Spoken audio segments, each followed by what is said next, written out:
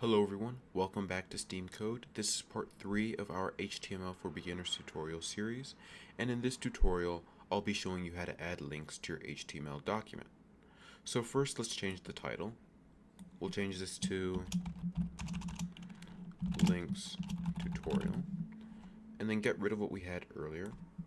And the tag you'll be using is the A tag. So the way you add a link is you just say href is equal to, and then whatever link you want, so I'll say https google.com.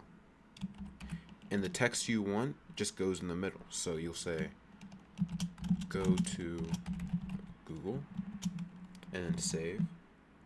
And as you can see, it's bolded or it's underlined like a link usually is. If you click it, it takes you straight to Google.